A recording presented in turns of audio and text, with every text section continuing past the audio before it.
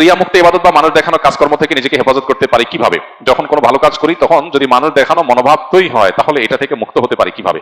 আমরা কোনো ভালো কাজ যখন করব, কোনো নেকামল যখন করব, তখন আমাদের যদি নেকামল করার আগে থেকে নিয়ত থাকে যে আমি কাজটা করলে কেউ যেন দেখে, দেখলে আমার ভালো বলবে, তাহলে এটা রিয়া এবং গুনাহ। আর যদি নেকামল করার পরে মানুষকে গল্প দিয়ে মানুষের কাছে ভালো সাজার চেষ্টা করেন, সেটাও রিয়া, গুনাহ। আর যদি এমন হয় যে ভালো কাজ করার সময় আপনি কেউ দেখুক সেটা আশা করেন নাই, কিন্তু কেউ দেখে গেছে, এরকম হয় যে তাহাজ্জুদের সময় উঠছেন, কেউ একজন দেখে গেছে, দান করছেন কাউকে দেখানোর উদ্দেশ্যে না, কিন্তু এটা জেনে গেছে মানুষ, জেনে মানুষকে বলছে, আপনাকে বলতেছে ভাই মাশাআল্লাহ আপনি তো দানশীল মানুষ, আপনি দেওয়ার পর মানুষ জেনে গেছে, আপনি ইচ্ছাকৃত জানেন নাই, এখন যে মানুষ আপনাকে বাহবা দিচ্ছে, একটু পাম্পট্টে দিচ্ছে, এটাতে আপনার কাছে ভালো লাগতেছে, এর ফলে আপনার গুনাহ হবে না। তবে এখানেও নিজের নফসকে নিয়ন্ত্রণ করার চেষ্টা করতে হবে যে আমি আসলে আল্লাহর জন্য দান করেছি, এরা আমাকে প্রশংসা করলেও কিছু আসে যায় না, না করলেও কিছু আসে যায় না, আমি আল্লাহর কাছ থেকে আজর আশা করি, ইন আজরিয়া ইল্লা আল্লাহ, আল্লাহর কাছে শুধু আশা করি, সেটা আমি করব। কিন্তু যদি কেউ নেকামল করা অবস্থায় দেখে ফেলে, দেখার ফলে আপনার কাছে ভালো লাগা কাজ করছে, এটাতে আপনার কোনো দায় নাই, কারণ এখানে আপনি ইচ্ছাকৃত তাকে দেখাতে চান নাই।